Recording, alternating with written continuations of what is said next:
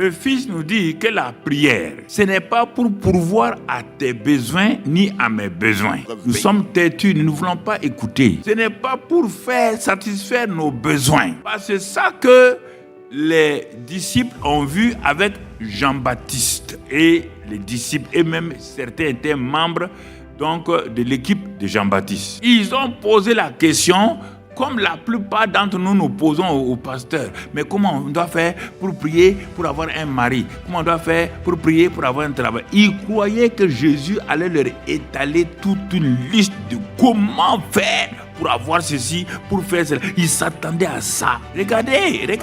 Jésus dit, bon, c'est bien que vous ayez posé cette question-là. Il dit, la prière se résume en réalité en une seule phrase, mais je vais vous donner des éléments en plus pour que vous compreniez, parce que c'est ça que vous cherchez. La prière est résumée dans ce passage-là. Quand vous voulez prier, vous vous adressez à quelqu'un que j'appelle Père, notre Père. Si vous savez qu'il est votre Père, tout bon Père connaît les besoins de son enfant. Tout bon Père sait donner les choses indispensables à son enfant, protège son enfant. Alors, vous devez vous adresser à ce bon Père-là qui a plusieurs aspect de son identité, de sa vie. Il est amour, il est El Shaddai, il est Nissi, il est tout. Votre Père là est tout. Notre Père qui est aux cieux. Il n'est pas un Dieu saint, il est notre Père. C'est celui que vous appelez, que les Abraham ont appelé quoi là? Ici maintenant, moi je vous donne le secret, c'est notre Père qui est dans les cieux. Il est dans les cieux et vous dites de vous apprendre à prier. Alors, vous voulez dire de vous apprendre à vous adresser à ce Père-là qui est la source de toutes choses, qui est la source de l'intelligence, de la connaissance, tout.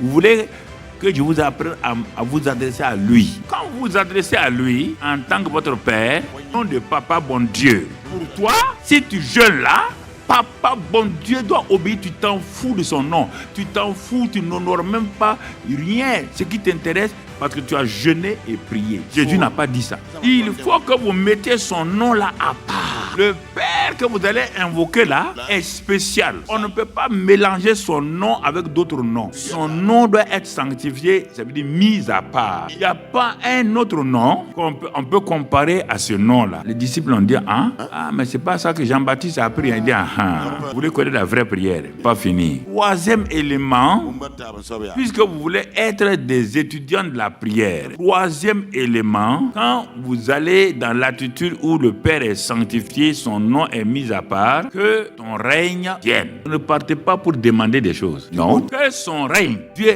votre Père est un roi. Il veut que ce soit vous, les princes là, pour que son règne soit manifesté sur la terre. Je croyais que tu allais nous dire comment avoir des chaussures, comment vaincre nos ennemis. Il dit, attendez, je parle de quelqu'un qui est au ciel. Que ton règne vienne. Il dit, c'est pas fini. Maintenant, par rapport à tous les besoins que vous avez, par rapport à tout ce que vous désirez là, vos désirs, votre volonté que vous avez là, c'est des bonnes choses que vous voulez. Votre volonté là est bonne, mais je vais dire au Père, malgré ma bonne volonté, tout ce que je veux là c'est bien, je veux que toi qui es là-haut là, ta volonté qui est faite au ciel là, doit être faite sur la terre. Ta volonté doit venir avaler ma volonté. Parce que sa volonté est supérieure à la vôtre.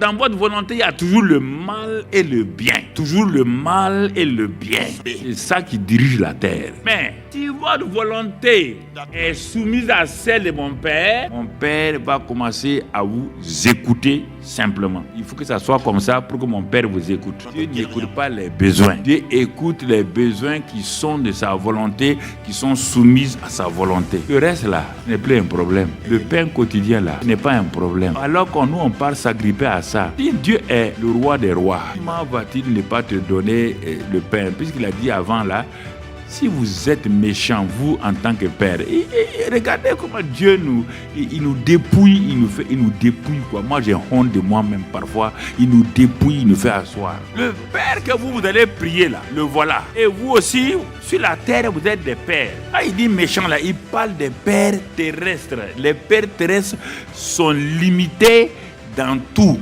partout. C'est pourquoi il dit, vous qui êtes méchants, vous êtes des pères, vous, malgré votre méchanceté, vous savez donner des bonnes choses. Réfléchissez, votre vie de prière va changer une fois pour toutes. Malgré vos limites, malgré tout ce que vous avez, vous savez donner de bonnes choses à vos enfants. Quand tu arrives là-bas, tout ton corps tremble. Si tu es honnête, vous les méchants, c'est-à-dire les gens limités, les gens qui ne savent pas distinguer leur gauche de leur droite. Concernant vos enfants, si c'est votre enfant, vous savez donner. Et moi, le bon père, moi, je ne sais pas. Il faut que vous vous gênez, que vous pleurez. Vos enfants méchants là, bandits, voyous là, vous savez donner de bonnes choses à eux.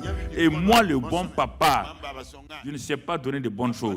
Réfléchissez vous-même. C'est ça que vous priez là. Réfléchissez comment Dieu va vous répondre. Si vous savez et que le bon ne sait pas, comment le méchant va s'adresser au bon et le bon va lui répondre. Répondez-moi s'il vous plaît. Répondez-moi. Évangéliste, pasteur, apôtre, tout ça là. Répondez-moi, vos foufafourés là. Dites-moi un peu. Quand tu te lèves le matin, malgré le fait qu'il soit méchant là, ton enfant dit papa, je veux du pain. Malgré ta nature de méchant là, es-tu déjà sorti, papa ou maman, aller devant la route là, prendre un caillou, venir donner à ton enfant qui demande du pain, la nourriture? L'as-tu déjà fait? Non, je vous pose la question. Il faut que vous soyez honnête, vous répondez. Vous devez mettre la main, vous repentir. Là où vous êtes là, vous devez vous repentir. Votre cœur méchant là, cassez-le ce soir. Enfin, on va aller librement. Enfin, on sera libre pour aller.